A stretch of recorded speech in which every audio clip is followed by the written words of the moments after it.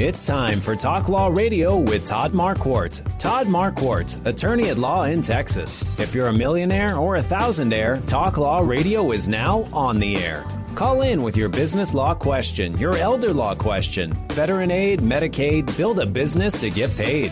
210-308-8867. Or ask a question online at marquardtlawfirm.com. That's MARQUARDT lawfirm.com.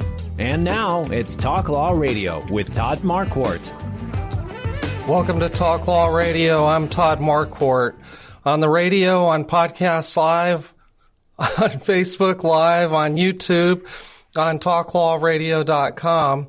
Also, 9:30 a.m. The Answer and 6:30 a.m. The Word here in San Antonio at 11 o'clock in the morning on Saturdays and 4:30 in the afternoon on Sundays on 9:30 a.m. Also in Houston on KNTH 1070 a.m. and 103.3 FM.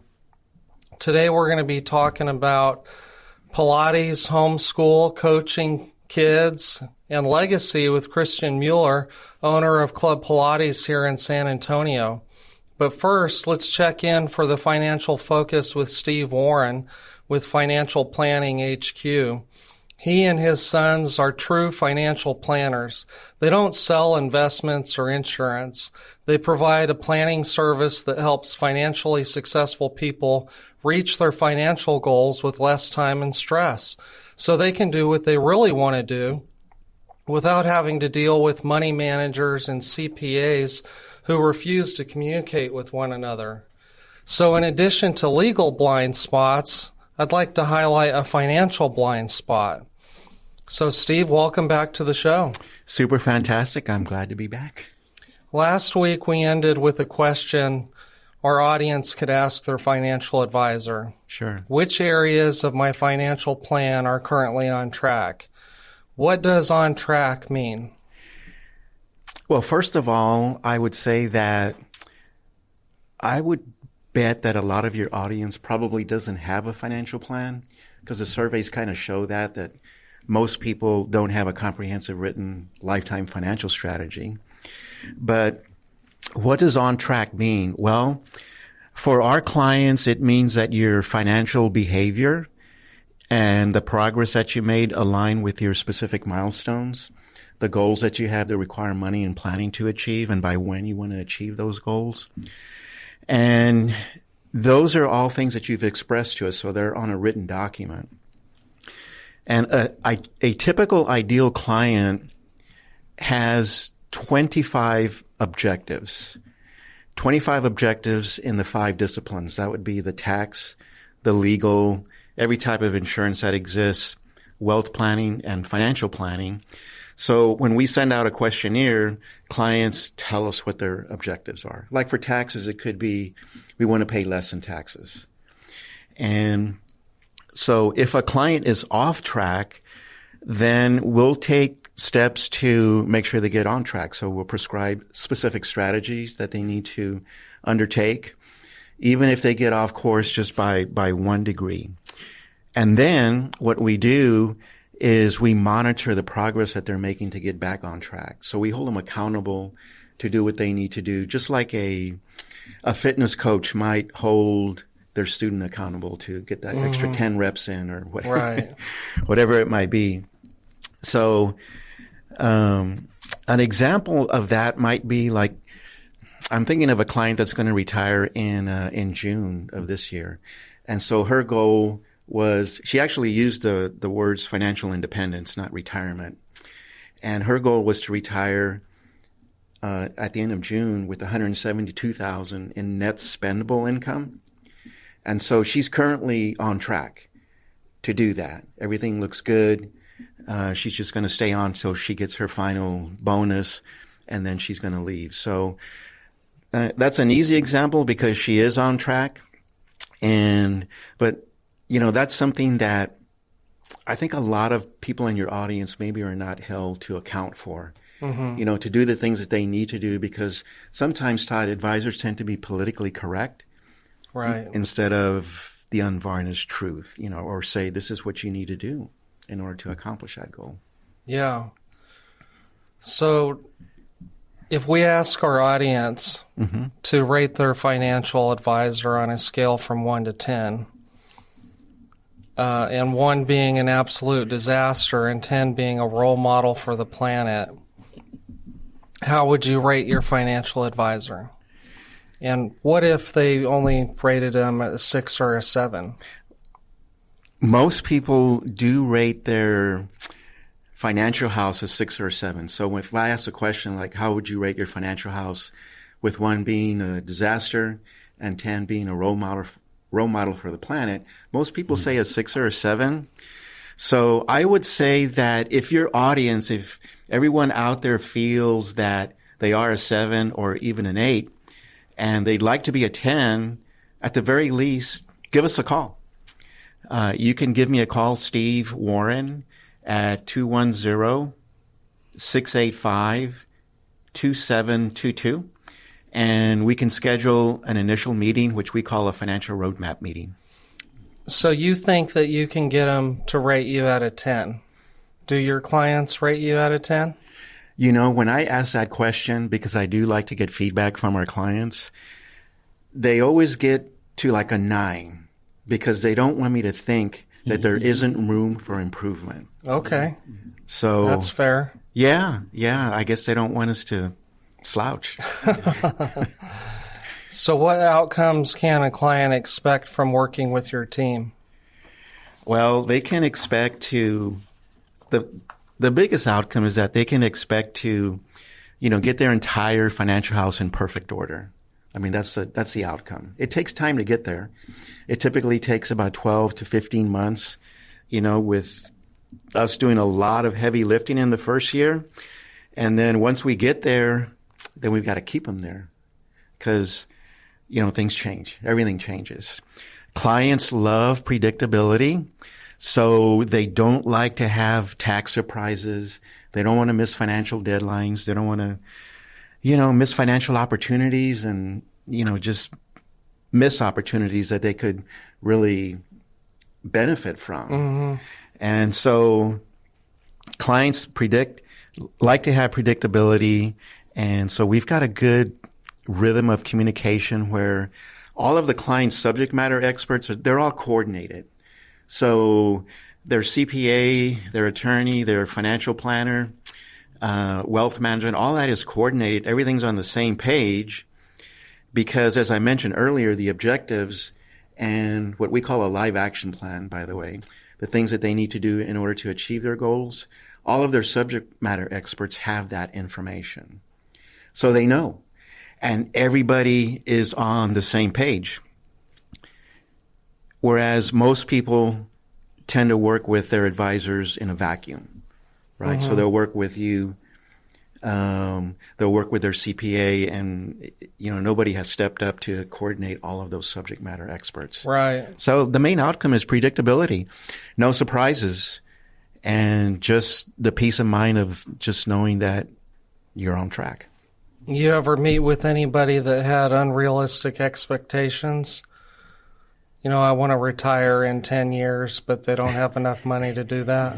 Yeah, I run into that before, and run into, performance issues, expectations that we perform at a certain level for just one discipline, just wealth management. So the answer to that is yes, but that doesn't happen too often. Mm-hmm. And the analogy that I had thought about, your audience probably remembers, if they're old enough, the story of the 3 little pigs, where the first 2 little pigs, they built their houses made of straw and sticks and straws, right? Mm-hmm. And the other third little pig built his house made out of bricks, which took significantly more work, more effort in order to get that done. Mm-hmm. So when the big bad wolf came by and blew the houses of sticks and straws down, the other third little pig was solid. Mm-hmm. So his house was absolutely solid and nothing could bring it down, maybe not even a hurricane.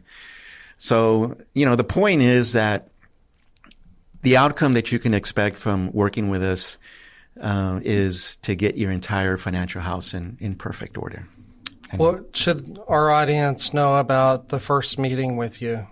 The first meeting with us typically takes about an hour and 10 minutes. And in that meeting, I facilitate an experience where we determine, let's just say it's husband and wife. So we determine the things that are important to each of them. In essence, they're creating a shared vision. The why part is what we're addressing. Goals that require money and planning to achieve, and then a perspective of where they're at currently. So that all gets put on a document. So this is an example of a financial roadmap. And to some degree, it serves as a foundation for building a plan. And a lot that's on here is, well, the things that are important to everybody are like values. Those are unique. So, Christian would have unique values. You have unique values. They're as unique as fingerprints. Mm-hmm. And so that all gets put on the financial roadmap. And if we're a good fit to work together, I'll make an offer. And if we're not, then you'll leave with value because now you've got everything in perspective and you can use it with your other financial advisors. Great. So the time hasn't been wasted, even if we don't, if we decide not to work together. Yeah. They've learned something. They have something they can use. Yeah. Do you charge for that first meeting? The initial consultation is complimentary to your audience. And then if we decide to work together, then we charge a flat fee. And we don't sell products. We don't sell financial products. For our planning clients, we don't charge them a percentage of assets under management, which I think almost all of our industries sort of like that. Yeah, right? And you've talked about that before. And if you're interested in learning about what Steve thinks about charging people for assets under management, search our YouTube channel. Just go to YouTube and click the magnifying glass. Search for Talk Law Radio, Assets Under Management. Thank you for joining us today. Sure. And if anybody in your audience would like to contact me, I'm Steve Warren, and my number is 210-685-2722. That's 210-685-2722. All right, let's take a break.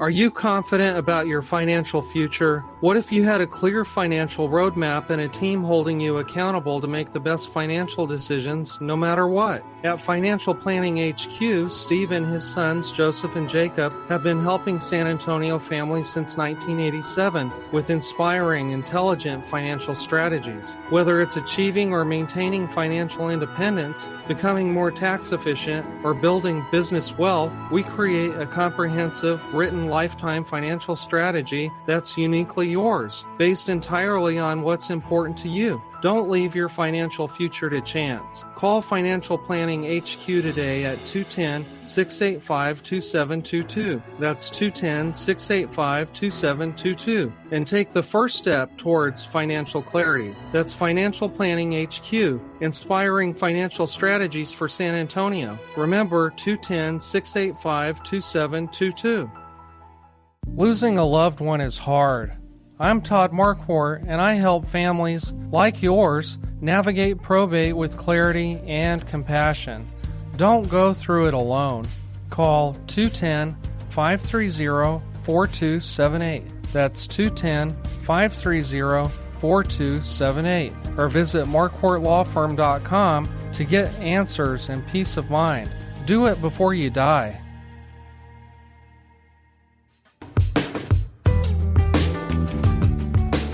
Welcome back to Talk Law Radio. I'm Todd Marquardt here with Christian Mueller, who's going to be telling us about his life and how he became owner of Club Pilates at Dominion. And before that, he was coaching women's basketball for 9 years, and after that, coached men's basketball for 9 years. Then you started a business. Yep. Tell us how you got from A to B. How did you go from coaching and teaching to entrepreneurship? It's a great question. when I finished up there, I was coaching high school. And so you always have your feeder system that's going to lead into your high school, your 6th grade, 7th grade, 8th grade. And I was pretty active in our feeder system. I wanted to, try to get those coaches to learn some of the fundamentals and things that were going to be successful for the high school program. And I was very fortunate that they were willing to do that because they were part of the private school system that we were in. They really had a lot of belief in me after seeing the success that my high school teams had. And so they wanted their sons who were on a team to, get experience in the things that were going to help them when they moved up to the high school level. So whatever I asked them to do, they did. And I would go down and watch them. They'd practice 3 days a week at 2:30 in the afternoon. And so my schedule permitted me to go and watch them practice. And one day I asked them, I said, what is it that both of you guys do that you can coach your kids at 2:30 in the afternoon? And they were both business owners. Okay. And so that makes sense. Yeah. My cousin actually owns 2 Club Pilates out in California, and he had talked to me about it before then, but I always sort of put it on the back burner. I loved coaching. I still love coaching. It's the best thing ever. And I was in no hurry to get out of it. But at that time, I think I had a 3-year-old and a 1-year-old. And so I was starting to think ahead about, wanting to coach my own kids down the road. And so it made sense for me to look in the direction of being a business owner. Okay. Well, that's a great way to think of it. My favorite photo that I've seen of you online is your LinkedIn profile. Mm. You have a banner of you with your arms way up and cheering. Yeah. You just won some big game. Mm-hmm. Tell us about that game. So that was actually in the playoffs. So when I took over that program at Round Rock Christian Academy the year before, they had won a single basketball games, no games in their district. And 5 months after I took over the program, we were really fortunate, but we were district champs, and we made it to the final 8 of the state tournament. So that picture that you saw was actually in the second round of playoffs, and we were down 16 points with 5 minutes and 50 seconds to go and came back and won. Awesome. And so where you see my hands go up was actually when we got fouled with about a second left on the clock, and I knew at that point we were going to win. So awesome. Yeah. That's cool. That's a great story. Okay. Well, we know that you were a coach and a teacher. Tell us about how you became what you needed to be to get through all of that and to really start a business. Where did you come from? Okay. So I think for me, I never had a dad growing up in New York. My grandparents were Lutheran missionaries, and when my mom and my dad divorced, my mom was going to have to assume the role of, primary breadwinner. And so my grandparents at that point, they were in their 70s. They were ready to retire. They were pastors out in St. Louis at the time. And so they agreed to move in with us in New York. And when I was 15, my mom passed away of a heart attack. So at that point, all of a sudden, I don't have any parents. And, that was obviously, that's hard for any kid to go through. I was angry at God, angry at the world. It's just, so easy to look around from a comparison standpoint and be like, well, half the kids have at least one parent. Nobody has none. You don't have anybody in your peer group that's in that same situation. So I really had a poverty mindset and a victim mindset. It was like the world is against me, type thing. And, I ended up living in 2 different youth homes after that. Like I said, I was pretty angry. I could have gone to live with my aunt and uncle in Indiana, but I was just having a real hard time emotionally and kind of, processing everything that's happened in such a short amount of time, And so I ended up going to 2 different youth homes. Both of them were Christian-based. They ended up, while they were very challenging, it ended up being a blessing. And when I was at the second youth home, we went to a public school there, and I played basketball. And I was a sophomore at the time. I actually got, through foolishness, I got expelled at one point. I got suspended at another point. And my coach, who was only 27 at the time, asked his dad, his former high school coach, and said, should I kick this kid off the basketball team? Because at some point you got to think about what type of culture are you setting? Right. If I don't kick this kid off, what does it set for the rest of the team, et cetera? And his dad said, you probably should, but I'll tell you this right now. Basketball is the only thing that's going to reach that kid. And he was right. And so I mean, I get emotional even just saying that, because the truth is he saved my life. At that point, that was about the only thing that I felt that I had going for me at that time. So his impact in my life, I finished up high school living on my own for 2 years in Arkansas because I wanted to stay. I could have gone back and live with my relatives, but I really did. I loved my coach. I loved my teammates. And so I wanted to continue that basketball experience. It was a good environment for me. And but since I was living on my own, I needed somebody to check on me, and he did that. So he was really there. Even at 27 years old, he really kind of had a fatherly role towards me, and that made me want to get into coaching. Oh, wow. Yeah. Sure, that was hard for you as a child. I mean, it's hard for children that have two parents to make good decisions, but I'm glad that all turned out for you. And so you became a teacher. What was your background? What was your degree in? So I went to Valparaiso University, and I majored in history with a minor in secondary education. And in my head, I had just always thought, I'm just going to become a high school basketball coach. Well, This is Indiana, okay? Basketball is king up there the way football is down here. Right. So I think I applied for 15 jobs like right off the bat, just high school jobs that were posted as open. Had no idea how everything works, right? That you need to really be in the system at that school and be a teacher there. You don't just fill, that one role. And so I actually, the only letter that I got back was from Michigan City School System in Indiana. And they said, we have an 8th grade girls job. And I can tell you right now that was not on my radar to coach girls at that time at all. And if it hadn't been that one particular team, I think that it would have stopped right there. But it was an incredible group that we had. I mean, there were a number of girls that had the ability to go and play in college. We went 11-1 on the year, and the only team we lost to had a girl who ended up playing in the Final Four for Xavier years later. So.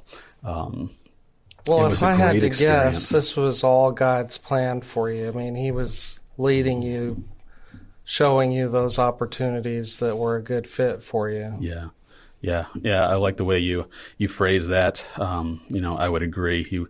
He took the circumstances of my life and was able to bring about a blessing in them and kind of cultivate, a heart for other people and sort of helping them develop in the same way that my coach did for me.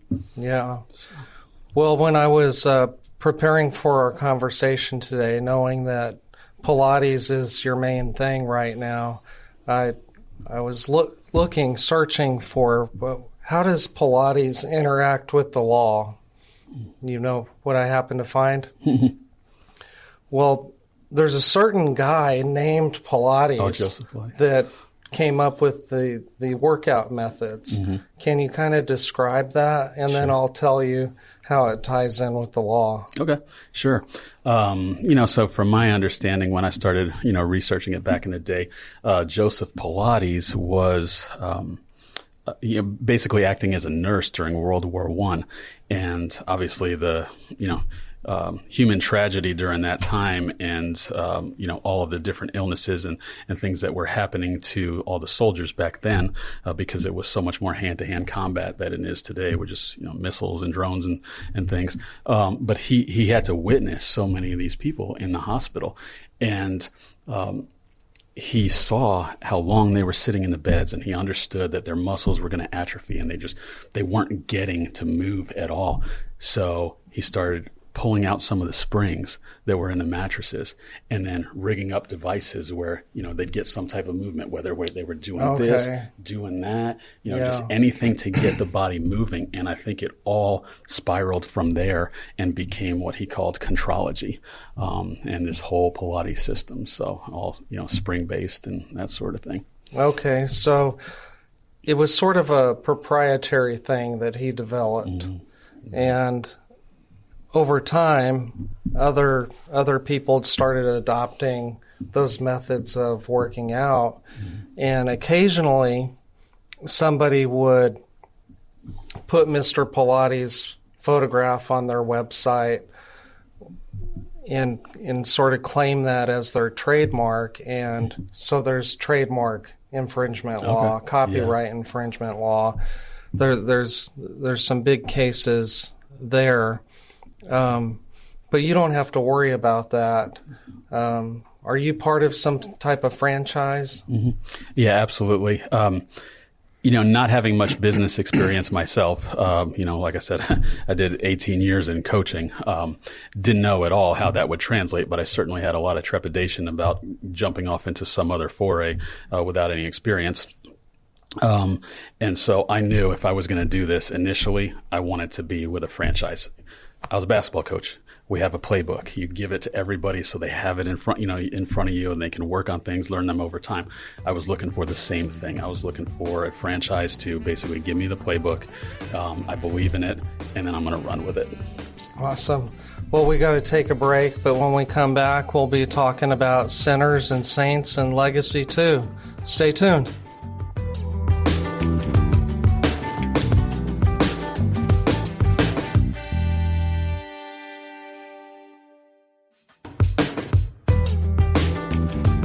In the beginning, God had one law: don't eat from the fruit of that tree. Then he gave Moses the 10 Commandments. And now we have municipal, state, and federal lawmakers that won't stop creating new laws that might impact you without you knowing it.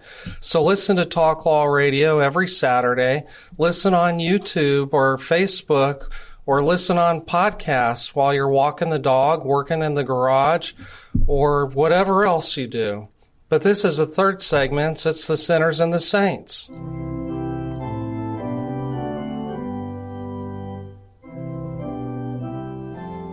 Okay, so I like to talk about sinners and saints because Martin Luther, the famous theologian from 1517, nailed his, 99 Theses?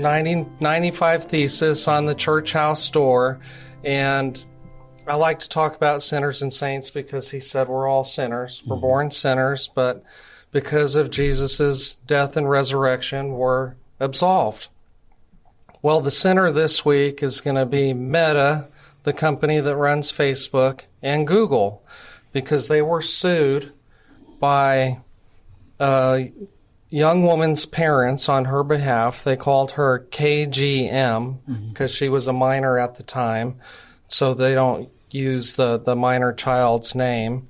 It's taken some time for the case to come to trial and for the jury to make a decision. But the reason for the lawsuit was that Instagram and YouTube caused her to be addicted to those apps. And by watching Instagram Reels and YouTube videos for 16 hours a day, it caused her to have mental health issues. And so some of these in the lawsuit that she claimed was anxiety, social phobia, depression, suicidal thoughts, body dysmorphia and body image issues, sleep disruption, and behavioral harms. So I wanted to talk to you about this because you were a teacher and a coach for 18 years. Was this period of time when those apps were popular? As you were describing that, what comes to mind is that the job for teachers has become increasingly difficult over the last 15 years. And I would say it started even before, the social media and things like that with video games and stuff. But it's so stimulating from a sensory standpoint in exactly the same way as scrolling does. It causes, dopamine hits or whatever to the chemicals in your brain. And that's the addictive part. It just makes you want to do it over and over again. That to sit through any type of, classical class or, normal high school setting is increasingly difficult for children and therefore increasingly difficult for the teachers to hold their attention because they just can't match something that is that stimulating. So what she said is that they did this on purpose, that they engineered their apps to be addictive. And Meta and Google, they said, well, this child obviously had mental health problems before. Like there must have been some testimony that she had problems at home, and so they didn't cause this. In fact, that they were her coping mechanism. Sure. Well, the jury in Los Angeles didn't buy that, and they ruled that Meta and Google would have to pay something like $3 million total, which is really just a drop in the bucket for them. Mm-hmm. But, there could be more lawsuits following, that model, people that just want money, saying that their kids didn't turn out the way that they should have because of those apps. Did you see any of these severe symptoms from your students and wonder, well, it's got to be their phone? I never particularly thought that it had to be their phone. I definitely think over the course, because again, I started with high school, then I for about 2 years, then I went to college for the 9, and then I finished up in high school at the end.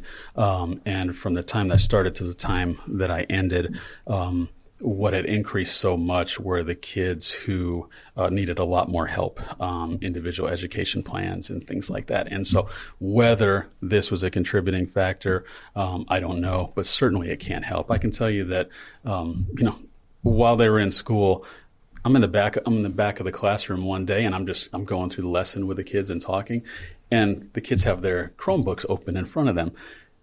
And I'm looking at the screen, and it's the digits are typing, but the kid doesn't even have his hands on the computer. And I'm like, what is going on right now? And he said, oh, we're sharing notes.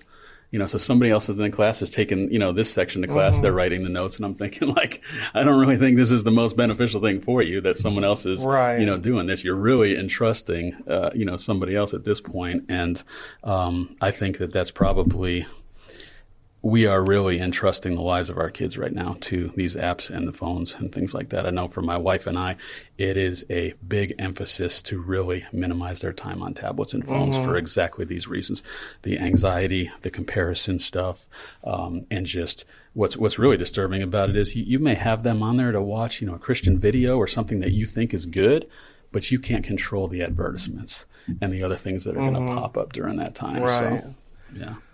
So you being a public school teacher, private school teacher, did you do private school also? I did both public and private for high school. And so what have you chosen for your kids? That's a great question. So we're definitely doing the homeschool route. I had a really good experience as a teacher and basketball coach at Round Rock Christian Academy. And when we were living there, certainly, I always felt that as my kids got old enough to go to school, they just ride to school with me, and they would attend at the same place where I was teaching. But as life would have it, we'd opened the Pilates business, and so we ended up moving. But we've definitely chosen the homeschool route, and a huge reason for that is just kind of our observances on how the school system is going and the influences. And so we want to play a primary role in the formative years for our children. And so my wife does a great job homeschooling them. There's so many resources out there to help parents nowadays. It's not nearly as hard as we thought. And I will say this, I really thought my wife would give this up after a year or two, but she loves it. I was just going to say that my wife and I didn't even give it a thought to homeschool. You really have to have the heart of a teacher, and she would admit she does not. When our children were about 18 months old, they just started tearing up the house. And so we needed them to go somewhere for a period of time, just so that, spills on the carpet and holes in the wall and all that type of stuff would be minimized.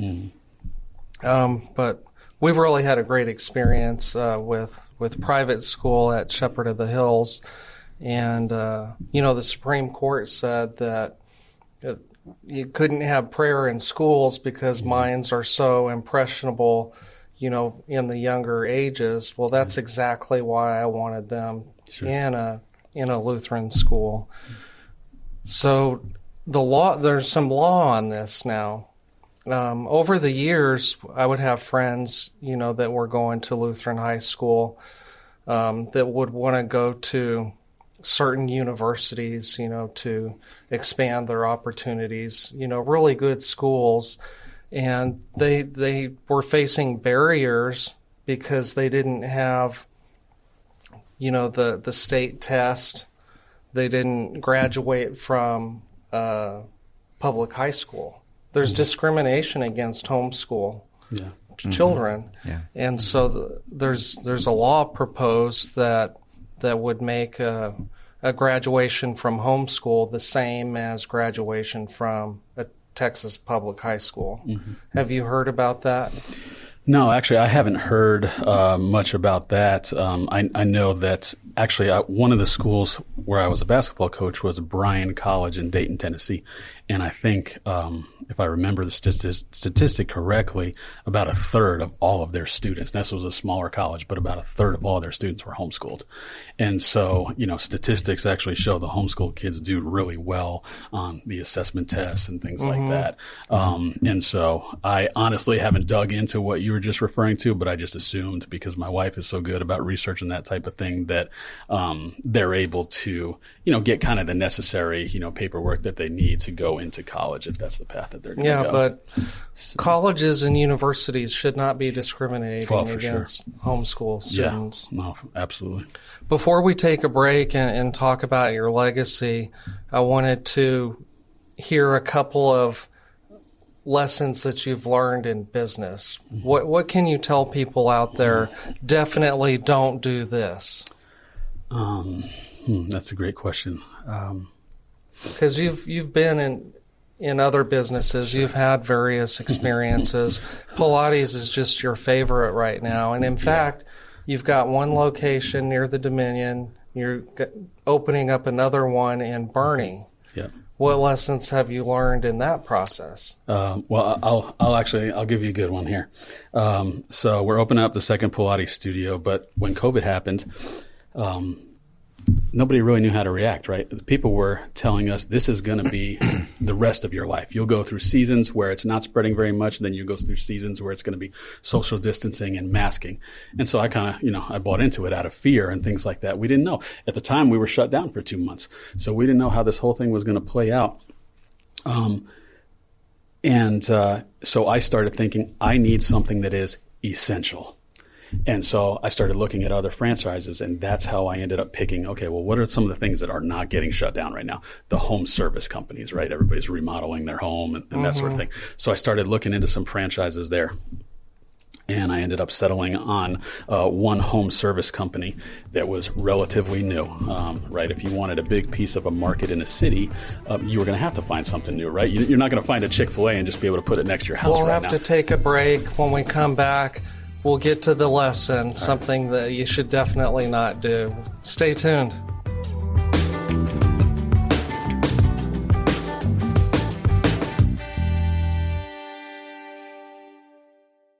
Are you 100% confident that no matter what happens in the financial markets, economy, or world events, you will achieve your financial goals? If not, we have a process to get your financial house in perfect order and keep it that way forever. Your financial future shouldn't be a guessing game. Planning, advice, organization, and accountability are deliverables you should expect. For over 35 years, Financial Planning HQ has been San Antonio's trusted partner for comprehensive written lifetime financial strategies. Steve and his team, including sons Joseph and Jacob, don't believe in a one-size-fits-all approach. Instead, they create a personalized financial roadmap for you based on what's important to you. As an independent registered investment advisor, they're not tied to any big corporation's products. They work for you, creating inspiring, intelligent financial strategies that put your interests first. Call Financial Planning HQ at 210-685-2722. That's 210-685-2722.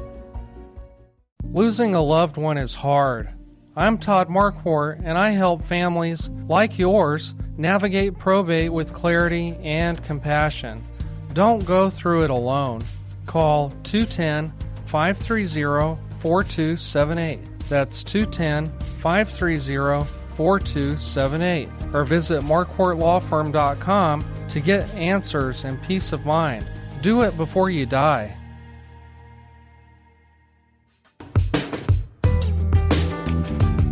Welcome back to Talk Law Radio. I'm Todd Marquardt here with Christian Mueller, who coached women's and men's basketball for 18 years, taught some high school, and now runs Club Pilates here in San Antonio and is opening up a location in Bernie soon. I just asked him, you've been in business, you've experienced a lot. What's one thing that you should definitely not do? And if you didn't hear his intro to that question, you'll have to click on the other YouTube video that has that segment. But here's his response. Absolutely. So when I had opened up the Club Pilates, as I mentioned, and then I was looking for something else that was essential. So I started vetting different franchises. And, anytime you're doing a business, you're worried about money going out here and money going out there. So you're looking for ways to save. And the way that I chose to save was not involving a lawyer in reviewing the franchise documents. And, they give you that stuff. It's 200 pages. It's, it might as well be algebra written in a foreign language, right? Because it's stuff that the typical person doesn't understand. I couldn't even attempt to get through it all just because it doesn't make any sense to me. And so I tried to save money. I told myself, okay, if this was really a bad thing, then nobody else would be buying into the franchise.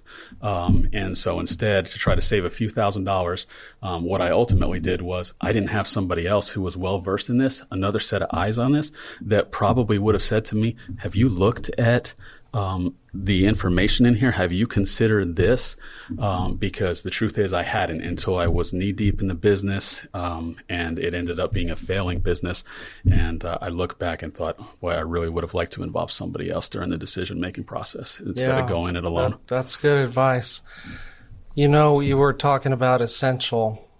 Well, I just kept telling everybody that I had an essential business. And, it's debatable whether an attorney is essential or not. I mean, we're not a hospital.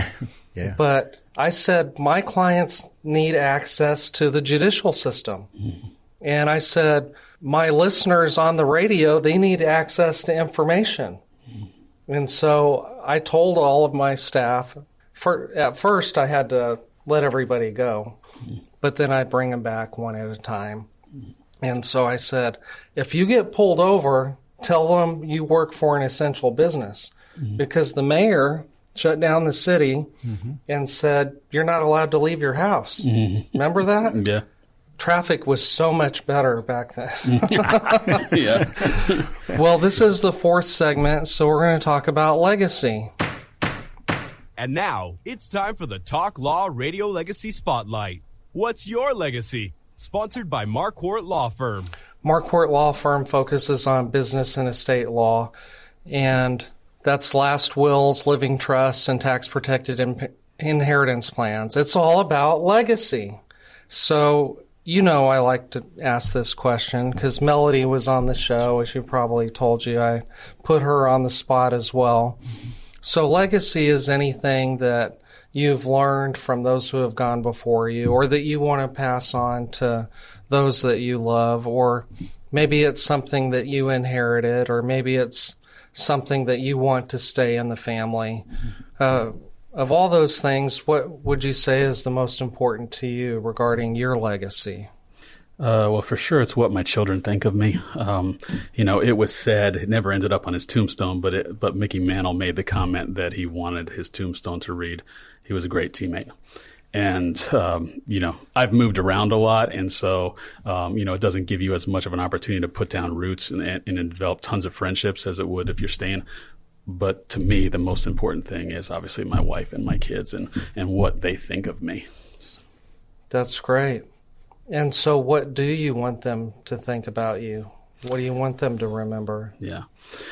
From a value standpoint, I try to be extremely transparent with them about my mistakes and my transformation growing up. I talk to them a lot about, how I had a poverty mindset before I met my wife, a scarcity mentality and things like that, and how much I've changed in the process. And so whenever I recognize those things coming up with them, kids have a great sense of, that's not fair, right? Especially when you have siblings, right? You want the same thing. and the 6-year-old wants to do the same thing the 10-year-old gets to do. Right. And so, they have all sorts of excuses that'll come up. And whenever I think that there's a moment where they're acting with like a poverty or a victim mentality, we're quick to talk about it. And the number one thing that I say to them is 3 words: I am responsible. And so I would hope that what I'm teaching them is that a really proactive mindset and just this attitude, I am responsible. If my son is complaining about his playing time in baseball, I say 3 words, and he has to say, I am responsible. Because I realized that all that time when I was a victim, and I thought that, the responsibleness, the reasons for whatever was happening right now was out there. I was giving away all my power at that time to make any type of change. And once I started changing those mindsets up here, things really started to improve for me. Where did you learn this? I mean, this isn't taught in schools. Yeah. Actually, the first person, that I learned it from was my wife. I was actually on an early date with her. And I can't remember, we were watching a video or something, and it was somebody on like America's Got Talent. And, she said, that's remarkable. And my comment was, yeah, it works great for somebody that has nepotism going for them or something like that. And she looked at me and said, I don't believe in that at all. I think you could be anything that you put your mind to. And she turned around and walked away from me. And I was kind of like, wow. Okay, she's pretty direct with me right there. Mm-hmm. But as I watched her and the success that she was having, she's in a sales role. And I mean, obviously for them, she's like 95% commission. So it's all based on what you do. Mm-hmm. And to watch the confidence that she had, to watch the confidence that her leaders had as I was getting to meet them, go on these incentive trips and realize what great people they are. But it was really about their mindset.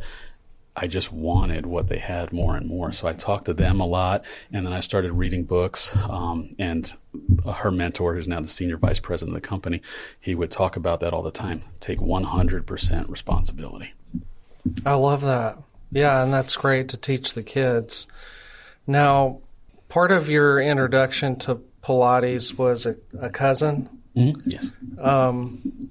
But you've grown to really have a mission there for the people that are working out. Mm. Tell us about that and how that fits into your legacy. Absolutely. For me, obviously, the most defining moment in my life was losing my mom at 15. Most kids don't go through that at that time. They go through it a lot later. And as painful as it was, the further you get from the experience, the more the pain dissipates, right? You cope, you learn to grow. You don't think about that person every day. But then all of a sudden you have kids again. And now you're reading a book. They're sitting on your lap before bed. You're reading 10 Little Fingers, 10 Little Toes, or some children's book, and they mention Nana or Grandma and Grandpa. And then all of a sudden it hits you again. Mm-hmm. You're never going to get to meet Grandma and Grandpa or, because they passed away. And it kind of tears the wound open. And so I realize as I walk through my Pilates studio all the time, and I see people who are, I think our oldest member right now is 86, and she's done 800 classes. And one of my other members there, she's 73. She has now done classes 3 days a week religiously for the last 5 years. And she talked about how she can get on the floor and play with her 1-year-old grandson. All right. And that's my mission, is I want to help people age as gracefully as possible so they can make as many memories with their children and grandchildren as possible. Yeah, that's really powerful. Thank you for sharing that. Yeah, I understand. So, but the older generation isn't your only demographic that you serve. Tell us who usually shows up, who gets a lot out of this. Mm-hmm. Who would you like to come try out Pilates for the first time? Yeah, we have members as young as 16 years old. Their parents sign them up sometime, and so they start at 16. They go till about 87 right now, and so we have a good number that are 20 to 30, another good number 30 to 40. But our biggest bulk is definitely the 40 to 60 category, and so I think probably the number one thing about Pilates is it's low impact. I worked out a lot differently when I was in my 20s, and I was working at a college and things like that back then than I could now. I don't think everybody can continue doing CrossFit, right, their entire life. At some point, the impact starts to add up. It hurts your knees, hurts your back, shoulders, rotator cuffs, etc. And so Pilates is just such a safe exercise, and it's low impact that we say Pilates is for every body, and you can literally do it from, I have my son do it because he works on rotational strength since he's a hitter in baseball. but you can literally do it from about 10 years old on up through, the end of your life. And is there anything that you can offer, a one-time class, a discount? Sure. How can we get these people to try it? Absolutely. Well, we always have a free intro class for anybody who's interested. I'll be able to give you a link if you want to post it later, and they can just put in their information, and we'll give them a call, get them signed up for one of those. And then periodically during different times of the year, we offer 10% off your first month of membership and a zero enrollment fee. So if your listeners want to take advantage of that, and we're happy to offer. Okay. Tell us where these locations are. So the first location that I opened is basically right across from the Dominion neighborhood. So it's right there on the I-10 access road. And then we will be opening our second location in Bernie, also on the I-10 access road, pretty close to where Highway 46 meets I-10. And that's going to be opening on May 14th. Awesome. Look forward to it. Is there anything else you want people to know about Club Pilates, your life, homeschooling, coaching men and women? Well, this is one of the things that I talk to my staff about is most of the people that are going to give us a call, they've just gone through a season where they haven't been working out, and that season could be many years, right? And so there's going to be some trepidation about getting back into it. We're going to be there to come alongside them during that. And one of the things that we try to encourage folks is, a lot of times they'll have the objection, well, it's not going to work with my schedule, or it's not going to, it's not going to work for this reason or that reason. And, I tell them, if you fight for your limitations, you get to keep them. But if you look for possibilities, you're going to find them. And so that's our goal, is to get as many people as possible doing Pilates, experiencing the benefit of movement so that they can age as gracefully as possible. Thank you so much for being on the show. Thank you, Todd. We'll talk to you later.